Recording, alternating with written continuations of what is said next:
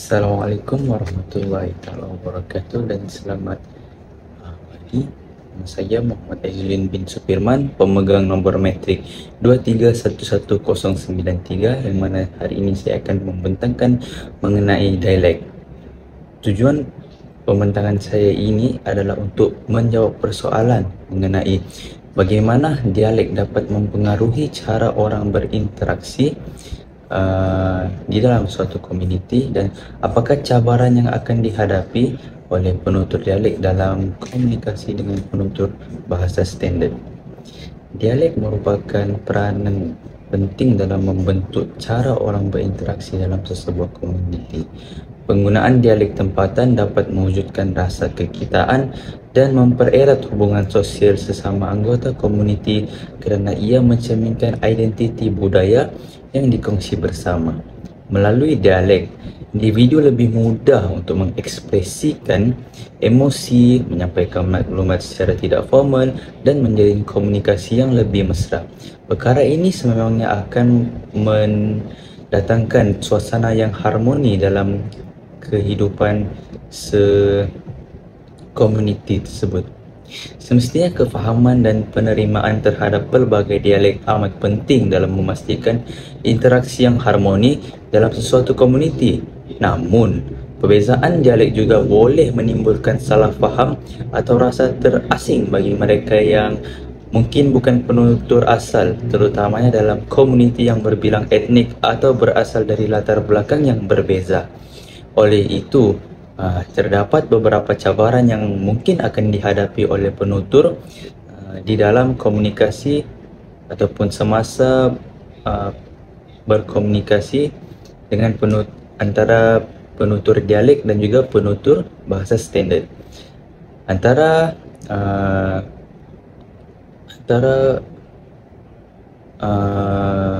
cabaran yang mungkin akan terjadi ialah yang pertama, cabaran sebutan kosakata dan struktur ayat, yang mana boleh menyebabkan salah faham atau kekeliruan. Bahasa merupakan alat komunikasi yang penting dalam kehidupan seharian. Namun begitu, perbezaan dari segi sebutan, kosakata dan struktur ayat boleh menyebabkan salah faham atau kekeliruan, terutamanya apabila komunikasi berlaku antara individu daripada latar belakang dialek yang berbeza. Pertama sekali, perbezaan sebutan sering menjadi punca utama kekeliruan. Sebagai contoh, perkataan air yang mungkin disebut sebagai air di setengah negeri, sedangkan di tempat lain disebut dengan sebutan penuh. Hal ini boleh menyebabkan pendengar salah faham maksud sebenar perkataan tersebut, lebih-lebih lagi jika sebutannya menyerupai perkataan lain. Selain itu, perbezaan kosakata juga menyumbang kepada masalah komunikasi. Sebagai contoh, di negeri Kelantan, perkataan star menunjuk kepada kerusi lipat, sedangkan bagi penutur dialek standard, star bermaksud bintang yang merupakan bahasa Inggeris. Perbezaan ini boleh menyebabkan kekeliruan jika konteks tidak dijelaskan dengan baik. Kosakata yang berbeza antara negeri atau negara juga boleh mengelirukan, terutama dalam kalangan pelancong ataupun pelajar dari luar negara. Tambahan pula, struktur ayat yang berbeza boleh menyebabkan maksud suatu ayat disalah tafsir. Sebagai contoh, dalam dialek tertentu, subjek dan predikat mungkin disusun secara tidak konvensional berbanding struktur ayat bahasa Melayu standard. Ini boleh menyebabkan pendengar tertanya-tanya tentang maksud sebenar yang ingin disampaikan. Antara cabaran yang dikenal pasti ialah penutur dialek kadang-kala dianggap kurang fasih atau tidak profesional, terutamanya dalam situasi rasmi seperti pembelajaran, pekerjaan dan urusan kerajaan, yang mana lebih mengutamakan penggunaan bahasa standard. Hal ini demikian kerana bahasa Melayu standard telah menjadi bahasa rasmi negara sekaligus penanda aras bagi menentukan kefasihan dan kefahaman seseorang terhadap bahasa Melayu. Penggunaan dialek akan memperlihatkan seseorang itu masih tidak fasih dan tidak mempunyai pengetahuan terhadap kosakata bahasa Melayu.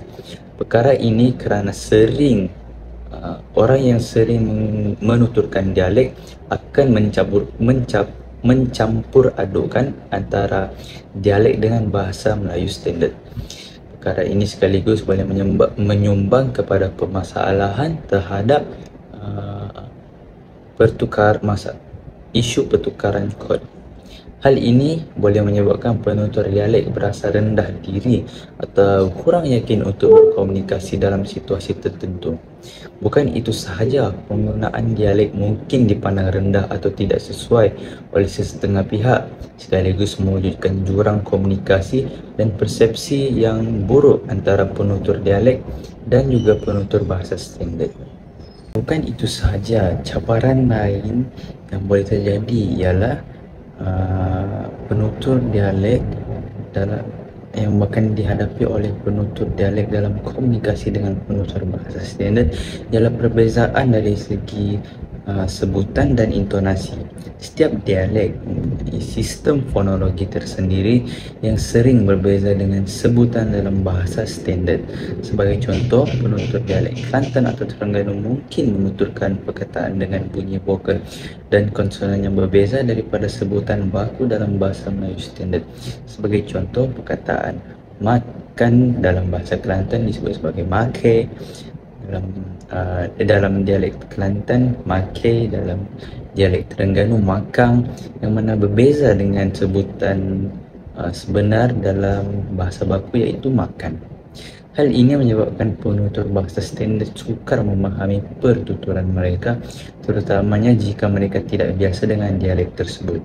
Perbezaan intonasi juga boleh menyebabkan mesej yang disampaikan disalah tafsir, kerana nada suara dalam dialek tertentu mungkin membawa maksud yang berbeza daripada apa yang difahami oleh penutur bahasa standard.